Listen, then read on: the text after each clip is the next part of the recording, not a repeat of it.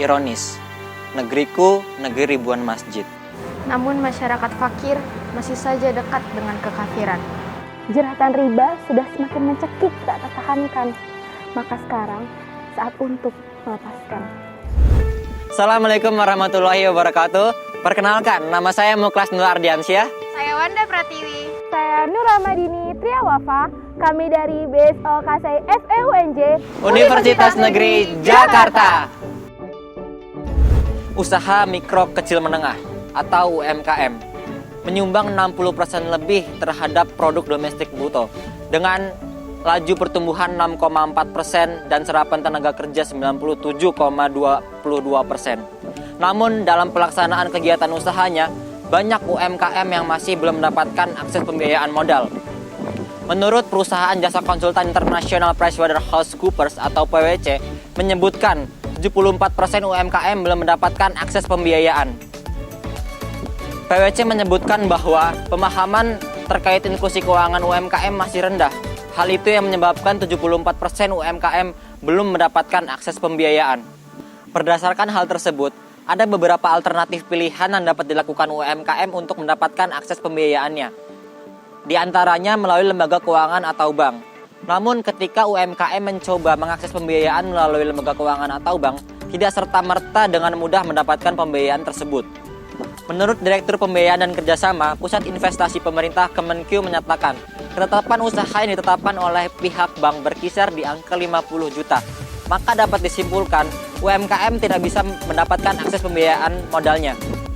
Karena tidak bisa mendapatkan akses pembiayaan melalui lembaga keuangan bank, maka sebanyak 75% dari mereka mengajukan pinjamannya kepada lembaga keuangan non-syariah. Di antaranya mereka mengajukan pinjamannya melalui pembiayaan online, bahkan yang paling buruk melalui mengajukan pembiayaan pada rentenir yang kita ketahui bahwa di dalamnya terdapat unsur riba. Unsur riba inilah yang membuat pelaku usaha UMKM tidak dapat mengembangkan usahanya.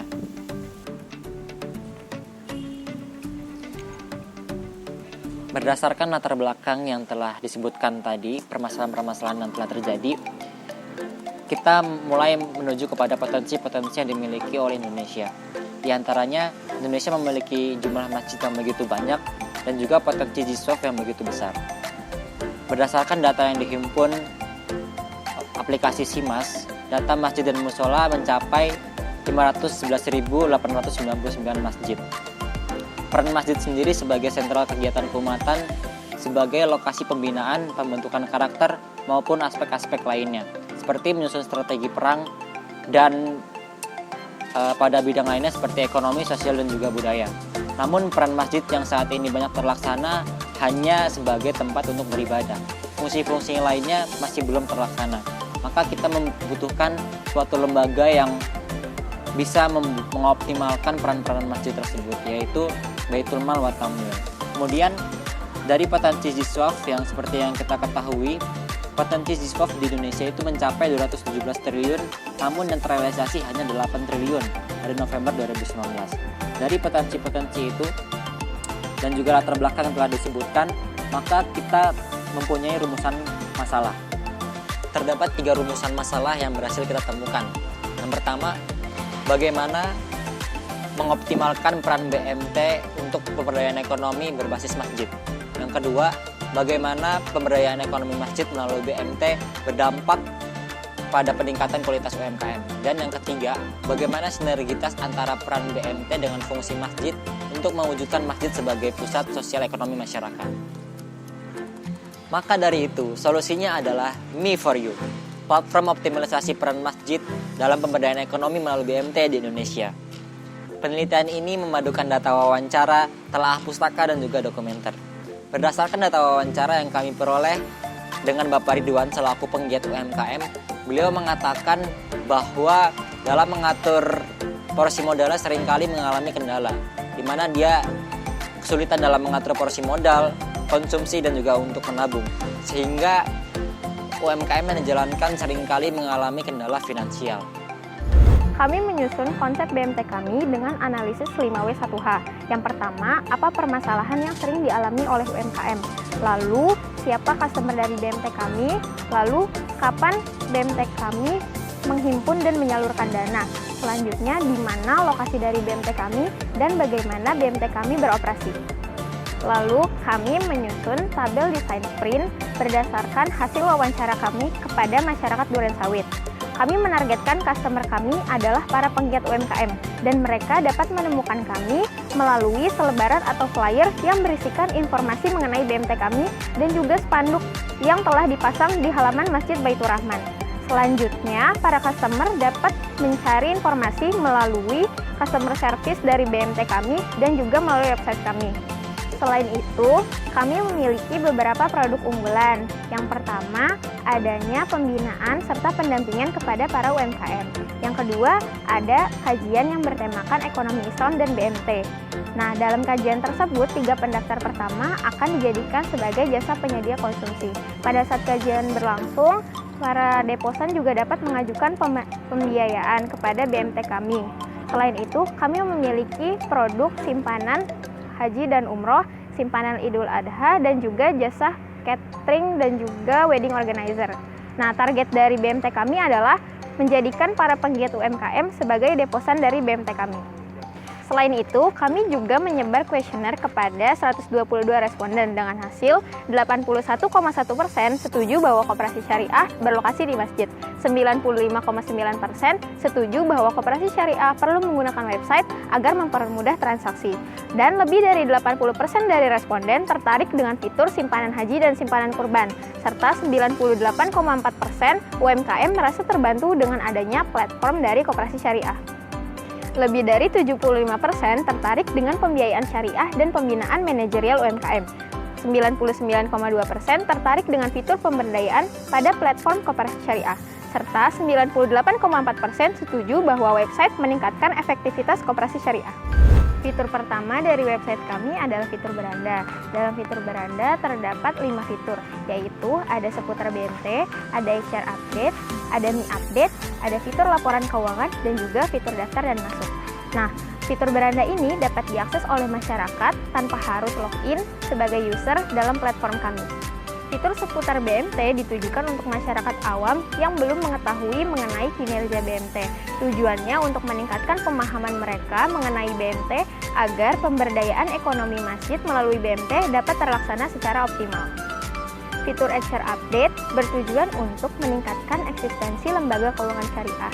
Dalam HR Update terdapat berita-berita hasil dari kerjasama kami dengan pihak resmi perilis perkembangan ekonomi syariah yang informasinya dapat dipercaya oleh masyarakat. Fitur Mi Update terbagi menjadi 2, yaitu fitur Mi Update pembinaan dan juga fitur Mi Update kajian. Pada fitur Mi Update kajian, ditampilkan kalender yang akan berisikan tanggal-tanggal untuk kegiatan kajian ekonomi Islam. Sedangkan Mi Update pembinaan akan menampilkan kalender yang berisikan tanggal-tanggal untuk kegiatan pembinaan. Pembinaan yang dilakukan berupa pelatihan kepada para penggiat UMKM agar mereka dapat mengembangkan usaha mereka. Selain itu, akan ada press release dari kegiatan yang telah selesai dilaksanakan. Nah, fitur selanjutnya adalah fitur laporan keuangan. Laporan keuangan ini menjadi pembeda kita dengan BMT lainnya, karena biasanya BMT lain tidak menampilkan laporan keuangan di website mereka. Tujuannya untuk menarik kepercayaan para deposan agar mengalokasikan dananya kepada BMT kami. Selain itu, fitur laporan keuangan menjadi bentuk transparansi dari pengelolaan dana yang telah dilaksanakan oleh BMT kami, dan sebagai bentuk pertanggungjawaban atas pengalokasian dana para deposan. Fitur selanjutnya adalah fitur daftar. Dalam fitur daftar ini, para calon deposan mengisi data diri mereka dan sebagai bukti untuk menyetujui syarat dan ketentuan yang diberlakukan oleh BMT kami. Setelah melakukan daftar, deposan dapat login dan terlibat langsung dalam kegiatan penghimpunan dana. Seperti BMT pada umumnya, kami juga memiliki program sebagai Baitul Mal dan Baitul Tamwil, Jariyahku sebagai pelaksana dari Baitul Mal, dan Tamwilku sebagai pelaksana dari Baitul Tamwil. Berikut adalah fitur yang ada pada Jariyahku. Yang pertama ada zakat, yang kedua infak, dan yang ketiga adalah wakaf uang. Ketiganya sepenuhnya dilakukan secara digital. Di tengah pandemi seperti saat ini, digitalisasi menjadi salah satu solusi yang tepat dan efektif. Alasan kami memilih wakaf uang sebagai salah satu fitur pada aplikasi kami, yaitu karena wakaf uang sangat memungkinkan untuk siapapun dapat melakukan amal jariah. dengan nominal berapapun dan besaran seperti apapun tidak akan menjadi sebuah permasalahan. Pengelolaan dana pada Baitul Mal tidak hanya untuk kegiatan-kegiatan sosial saja, namun sisi unik dari BMT kami adalah memanfaatkan dana Baitul Mal sebagai kegiatan pemberdayaan ekonomi berbasis masjid. Kami akan melakukan pencerdasan terkhusus bidang ekonomi syariah, terlebih inti lagi adalah BMT kepada masyarakat secara umum dalam bentuk kajian. Dalam kajian tersebut, kami menyediakan tabungan Jariyahku yang dapat diambil oleh setiap jamaah yang difungsikan sebagai kotak infak yang akan dihimpun pada kajian di bulan selanjutnya. Selain itu, kami juga memanfaatkan dana pada Baitul Mal untuk melakukan kegiatan pembinaan dan pendampingan kepada UMKM. Pembinaan dan pendampingan di sini terkhusus pada UMKM akan kami kelompokkan menjadi beberapa klaster sesuai dengan peradaan dari UMKM tersebut. Selain itu, kami juga memberikan pinjaman kepada masyarakat yang membutuhkan dengan akad qardul hasan. Pinjaman ini diperkhususkan untuk mereka yang hendak melakukan usaha produktif atau yang sedang mengalami bencana insidental. Program selanjutnya ialah Tamwilku. Tamwilku merupakan unit bisnis dari BMT kami. Tamwilku terdiri atas 3 fitur utama. Yang pertama adalah Simpok, yang kedua adalah Si Ajib, yang ketiga adalah Si Rela. Simpok adalah simpanan pokok yang dibayarkan hanya sekali saat seseorang hendak mendaftar menjadi deposan pada BMT kami. Si Ajib merupakan simpanan wajib di mana hanya dibayarkan setiap bulan kepada yang sudah menjadi deposan dari BMT kami. Yang ketiga adalah Si Rela atau simpanan sukarela. Ini adalah menjadi titik unik dari BMT kami, di mana pada BMT lainnya mereka tidak memiliki pelebaran atau perluasan dari sistem simpanan sukarela. BMT kami memiliki perluasan pada simpanan sukarela haji dan umroh, serta simpanan sukarela untuk kurban. Dana yang akan kami putar dalam kegiatan bisnis atau kegiatan dari Tamwilku hanyalah dana pada Simpok atau simpanan pokok dan dana pada Si Ajib atau simpanan wajib. Sementara dana pada simpanan sukarela hanya kami investasikan kepada peternakan, yaitu dana simpanan sukarela kurban kami investasikan kepada peternakan yang sudah bekerja sama dengan BMT kami untuk mendapatkan harga hewan kurban yang lebih murah.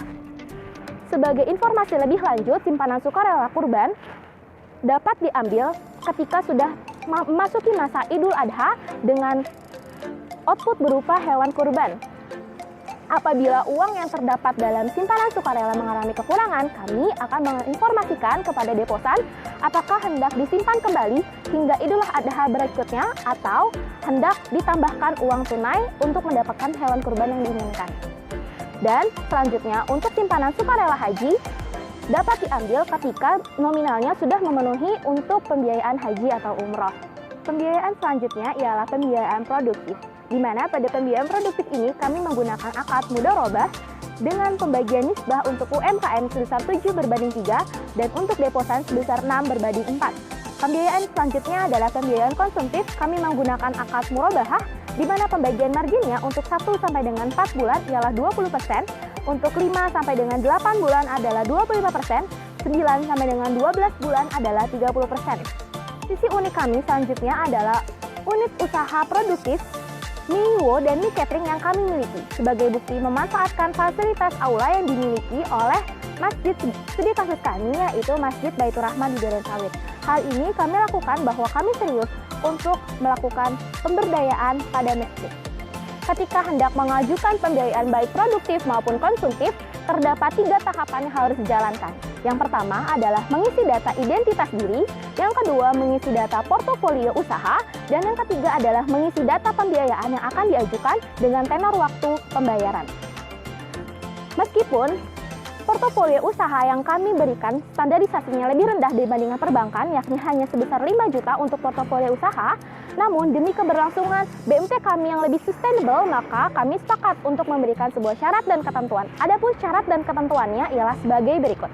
Yang pertama adalah mengisi portofolio usaha dengan data yang dapat dipertanggungjawabkan. Yang kedua adalah menyetujui jika BMT melakukan survei usaha. Yang ketiga ialah bersedia atas keputusan apapun setelah dilakukannya penilaian 5C. Adapun penilaian 5C yang dimaksud yang pertama adalah karakter, untuk mendapatkan gambaran apa kemauan pembayaran dari pemohon. Yang kedua adalah capability, yaitu untuk mengukur tingkat kemampuan membayar dan dari pemohon. Yang ketiga yaitu capital, untuk mengukur kemampuan usaha yang mendukung pembayaran dengan modal sendiri. Yang keempat adalah condition atau mengukur perspektif usaha, apakah usaha tersebut perspektif untuk dikembangkan pada masa yang akan datang.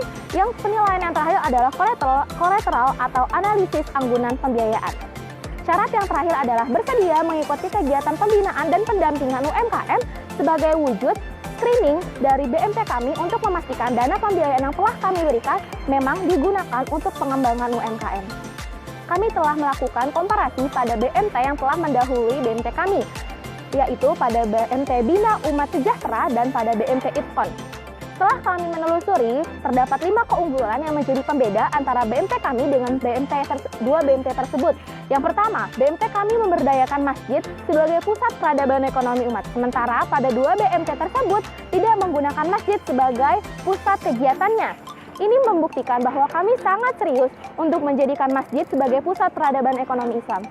Yang kedua, yaitu penggunaan dana usaha tidak hanya untuk pembiayaan tetapi juga usaha yang dikembangkan oleh masjid. Seperti yang sudah saya jelaskan tadi bahwa kami memiliki unit usaha yang dikelola oleh BMT dan masjid, yaitu Miwo dan Catering. Sementara pada 2 BMT lainnya mereka tidak memiliki usaha tersendiri selain dari kegiatan pembiayaan, sehingga dana usaha hanya berputar pada kegiatan pembiayaan. Yang ketiga, keunggulan kami ialah melakukan pembinaan dan pendampingan yang disesuaikan dengan UMKM. Pembinaan dan pendampingan sebetulnya juga dilakukan oleh BMT Bina Umat Sejahtera. Namun pada BMT Bina Umat Sejahtera tidak terdapat klasifikasi seperti apa pendampingan dan pembinaan yang dilakukan.